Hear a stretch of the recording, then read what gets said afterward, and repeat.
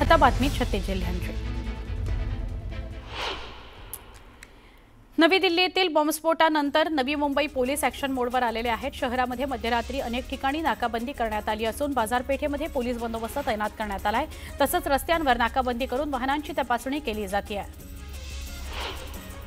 सोन्या चांदीचे भाव सलग दुसऱ्या दिवशी वधारले। सोन्याच्या भावात 1900 रुपयांची वाढ होऊन ते 1,24,300 रुपयांवर पोहोचले। चांदीच्या भावात 3,000 रुपयांची वाढ होऊन ती 1,56,500 रुपयांवर पोहोचली। नवी दिल्लीमध्ये प्रदूषणात प्रचंड वाढ झाली आहे, त्यामुळे या हंगामातील हवेची गुणवत्ता सगळ्यात वाईट असल्याने दिल्लीची अवस्था एखाद्या गॅस चेंबरसारखी झालेली आहे। मंगळवारी दिल्ली एनसीआर क्षेत्रातील हवा गुणवत्ता निर्देशांक 423 म्हणजे अत्यंत गंभीर श्रेणीमध्ये नोंदवला गेला। मुंबईच्या उत्तरेकडील प्रवेशद्वारावर होणाऱ्या वाहतूक कोंडीचा आणि वायू प्रदूषणाचा त्रास संपवण्याकरता दहिसर टोल नाक्यावर कृत्रिम बुद्धिमत्तेचा वापर करून टोल भरणा प्रक्रिया वेगवान करण्याचा नवा प्रस्ताव सादर करण्याचे निर्देश परिवहन मंत्री प्रताप सरनाईक यांनी दिले। या संदर्भात मंगळवारी मंत्रालयामध्ये बैठक आयोजित करण्यात आली होती। प्रवाशांच्या सोयीकरता कोकण रेल्वेने आधुनिक डीजी लॉकर सुविधा सुरू केली आहे। ही सुविधा रत्नागिरी, थिविम आणि उडुप्पी या स्थानकांवर 16 ऑक्टोबरपासून कार्यान्वित झाली आहे। या उपक्रमामुळे प्रवाशांना आपला सामान सुरक्षितरित्या ठेवण्याची आधुनिक स्वयंचलित आणि डिजिटल सुविधा उपलब्ध झाली आहे। दक्षिण रेल्वेकडून थोकूर जोकाटे दरम्यान दुहेरीकरणाच्या कामाकरता प्री एनआय ब्लॉक घेण्यात येणार आहे। दुहेरीकरणाचं काम 12 नोव्हेंबर ते 23 नोव्हेंबर 2025 या कालावधीमध्ये पार पडणार असल्याने या काळात काही गाड्या नियंत्रित, पुनर्नियोजित किंवा आंशिक रद्द करण्यात येतील, असं कोकण रेल्वेने स्पष्ट केलं आहे। इंजिनिअरिंग, फार्मसी, कृषी, बी प्लॅनिंग या अभ्यासक्रमांची पीसीबी आणि पीसीएम तसंच एमबीए अभ्यासक्रमाची प्रवेश परीक्षा सीईटी सेलकडून आगामी शैक्षणिक वर्षापासून दोनदा घेण्यात येणार आहे। त्यानुसार यंदा पीसीबी, पीसीएम आणि एमबीए अभ्यासक्रमाची पहिली सीईटी परीक्षा एप्रिल 2026 मध्ये तर दुसरी सीईटी परीक्षा मे 2026 मध्ये घेतली जाणार आहे। पवना धरण परिसरातील अतिक्रमण काढण्याकरता जलसंपदा विभागाच्या वतीने मागील 2 महिन्यांपासून अतिक्रमणधारकांना नोटिसा देण्यात आल्या। पवना धरण परिसरातील वारू या गावातील हद्दीत कारवाई करण्यात आली। स्थानिकांनी या कारवाईला विरोध केलाय। पुनर्वसनाकरता शासनाने पुढाकार घ्यावा आणि मगच अतिक्रमणाची कारवाई करावी अशी मागणी ग्रामस्थांनी केली आहे। मुळशी तालुक्याच्या विकासाच्या दिशेने आणखी एक मोठं पाऊल पडलंय। मुख्यमंत्री देवेंद्र फडणवीस आणि केंद्रीय मंत्री नितीन गडकरी यांच्या विशेष प्रयत्नांमुळे 16 कोटी रुपयांचा भुगाव बायपासच्या कामाला गती मिळणार आहे। हा प्रकल्प राष्ट्रीय महामार्ग प्राधिकरणामार्फत सुरू असून पुणे महानगर प्रदेश विकास प्राधिकरणाकडून जागेचा ताबा घेण्यात येत आहे। कार्तिकी यात्रेच्या पार्श्वभूमीवर संत तुकोबांच्या देहू नगरीकडे भक्तांचा प्रवास सुरू झालाय। मुख्य मंदिरामध्ये पायी दिंड्या दाखल होऊ लागल्या असून या दिंड्या तळ कोकणातील उरण, पनवेल, नवी मुंबई, कुलाबा आणि माणगाव इथल्या वारकरी भाविकांच्या आहेत। या भक्तीच्या उवळणीमध्ये देहू नगरी पुन्हा एकदा उजळली आहे।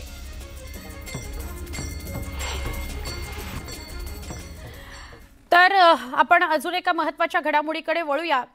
संध्याकाळी 5:30 वाजता पंतप्रधान नरेंद्र मोदींच्या निवासस्थानी केंद्रीय मंत्रिमंडळाची बैठक बोलवण्यात आलेली आहे। राजधानी दिल्लीतील लाल किल्ला परिसरात स्फोटाच्या पार्श्वभूमीवर ही बैठक अत्यंत महत्त्वाची आहे। यावेळी केंद्रीय सुरक्षा विषयक समितीची बैठक होणार असल्याची सूत्रांची माहिती आहे। त्यामुळे या बैठकीत काय निर्णय घेतला जातो याकडे संपूर्ण देशाचं लक्ष लागलेलं आहे। पंतप्रधान नरेंद्र मोदी यांनीच केंद्रीय सुरक्षा विषयक समितीची ही बैठक बोलावलेली आहे।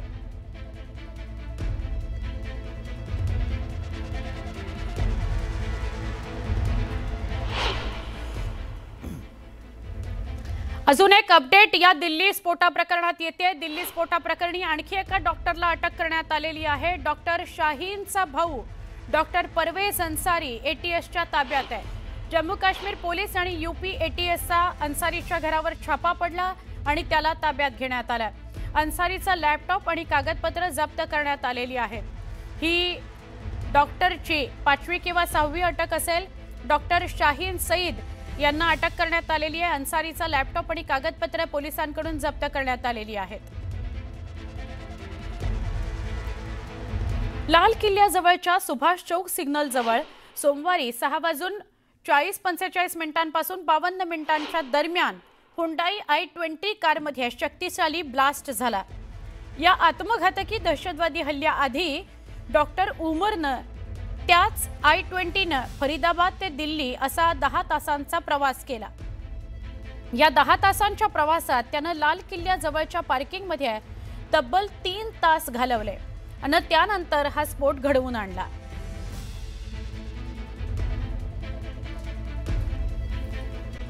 बातमीपत्रामध्ये आता पाहणार आहोत गावाकडच्या काही महत्त्वाच्या 50 बातम्या अतिशय वेगवान स्वरूपात। सुरुवात करूयात। सोन्या चांदीचे भाव सलग दुसऱ्या दिवशी वधारले। सोन्याच्या भावात 1900 रुपयांची वाढ होऊन ते 1,24,300 रुपयांवर पोहोचले। चांदीच्या भावात 3000 रुपयांची वाढ होऊन ते 1,56,500 रुपयांवर पोहोचली आहे।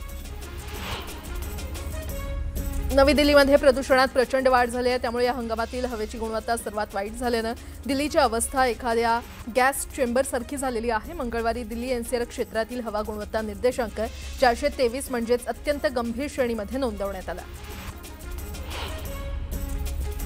मुंबईच्या उत्तरेकडील प्रवेशद्वारावर होणाऱ्या वाहतूक कोंडीचा आणि वायू प्रदूषणाचा त्रास संपवण्यासाठी दहिसर टोल नाक्यावर कृत्रिम बुद्धिमत्तेचा वापर करून टोल भरणा प्रक्रिया वेगवान करण्याचा नवा प्रस्ताव सादर करण्याचे निर्देश परिवहन मंत्री प्रताप सरनाईक यांनी दिले आहेत। या संदर्भात मंगळवारी मंत्रालयामध्ये बैठक आयोजित करण्यात आली होती।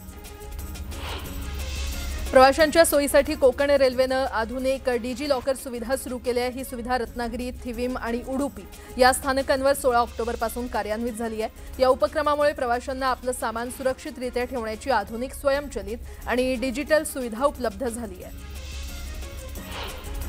दक्षिण रेल्वेकडून थोकूर जोकाटे दरम्यान दुहेरीकरणाच्या कामासाठी प्री एनआय ब्लॉक घेण्यात येणार आहे। दुहेरीकरणाचं काम 12 नोव्हेंबर ते 23 नोव्हेंबर 2025 या कालावधीत पार पडणार असल्यानं या काळात काही गाड्या नियंत्रित, पुनर्नियोजित किंवा आंशिक रद्द करण्यात येतील असं कोकण रेल्वेनं स्पष्ट केलंय। पुढची बातमी पाहूयात। नागपूर जिल्ह्यामध्ये अखेर महायुती एकत्र आल्याचं दिसतंय। काल रात्री महायुतीची समन्वय बैठक संपन्न झाली। भाजप प्रतिसाद देत नसल्यानं शिवसेना आणि राष्ट्रवादीनं समविचारी पक्षांना सोबत घेत निवडणुकीला समोर जाण्याचा निर्णय घेतलेला होता। तर शिवसेना आणि राष्ट्रवादीनं इच्छुक उमेदवारांच्या स्वतंत्र मुलाखती घ्यायला सुरुवात केली होती। अखेर काल महायुतीच्या स्थानिक नेत्यांची बैठक पार पडली। महायुती म्हणून निवडणुकीला सामोरं जाण्याचा निर्णय झाल्याची माहिती आहे। भाजपकडून आनंदराव राऊत, अजय बोढरे, शिवसेना जिल्हाध्यक्ष संदीप इटकेलवर आणि आमदार कृपाल तुमाणे, राष्ट्रवादीचे माजी आमदार राजेंद्र जैन, अनिल अहिरकर या बैठकीला उपस्थित होते।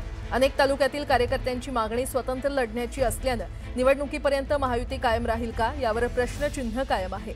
आणि या संदर्भात अधिक माहिती देत आहेत आमचे प्रतिनिधी उदय तिमांडे आपल्यासोबत जोडले गेलेले आहेत। उदय, काय अपडेट?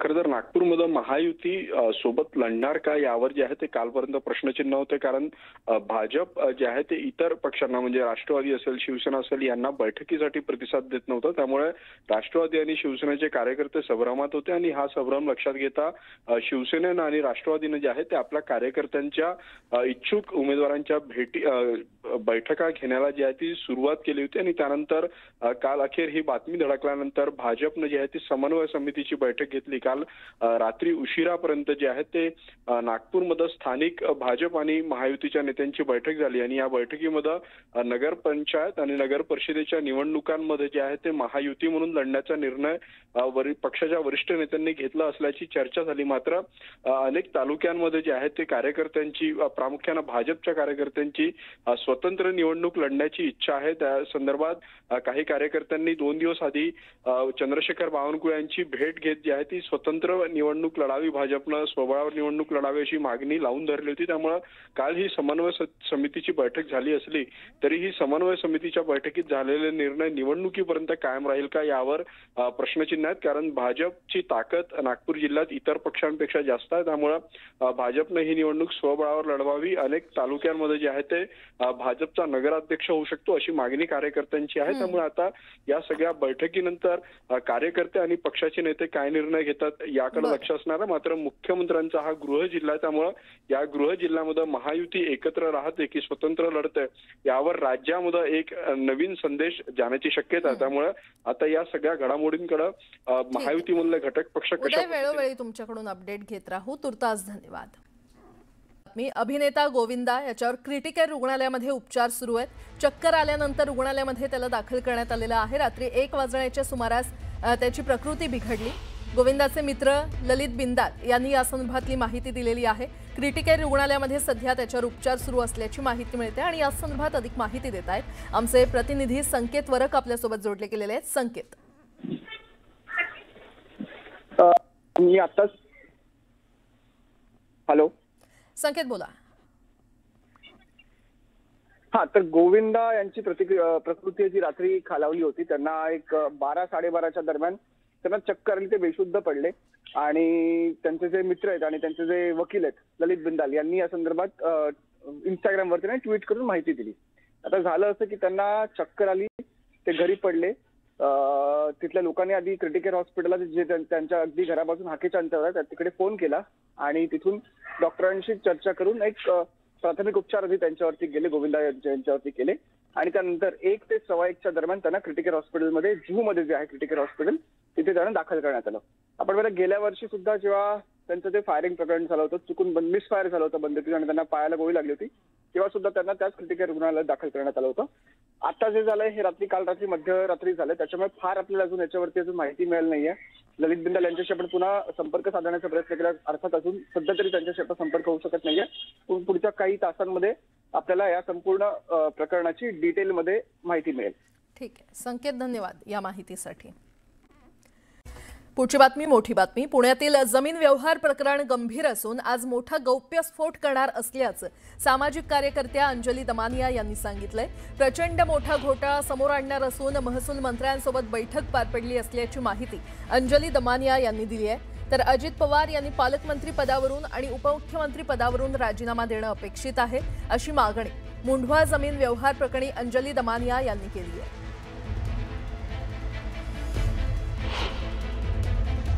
हे पूर्ण प्रकरण किती गंभीर आहे याच्यावर मी एक पत्रकार परिषद उद्या सकाळी 10 वाजता घेणार आहे आणि ह्याच्यात हे पूर्ण प्रकरण नुसतंच रद्द करण्यापुरतं नसून त्याच्यात झालेला प्रचंड मोठा फ्रॉड जो आहे तो महाराष्ट्रापुढे आणणार आहे. दुसरं, आत्ता मी जी महसूल मंत्री चंद्रशेखर बावनकुळे यांच्याकडे जी बैठक झाली त्याच्यात मी अशी मागणी केली की मला डिपोज करायचं आहे. ती जी समिती बनवली आहे खरगेंच्या अध्यक्षतेखाली, त्याच्यापुढे मला प्रचंड माहिती द्यायची आहे. ते माझ्या उद्याच्या प्रेस कॉन्फरन्स नंतर आपोआपच होईल. हे पालकमंत्रीपद त्यांचं रद्द झालंच पाहिजे. त्यांचं उपमुख्यमंत्री पदाचा सुद्धा त्यांना राजीनामा द्यावा लागेल. जसा त्यांनी जेव्हा सिंचन घोटाळा तो सुद्धा आम्हीच एक्सपोज केला होता, तेव्हा अजित पवारांनी संध्याकाळी 5 वाजता राजीनामा दिला होता. का तर निष्पक्षपणे चौकशी व्हावी यासाठी त्यांनी तो जो राजीनामा दिला होता तसाच राजीनामा त्यांच्याकडनं उद्या मला अपेक्षित आहे.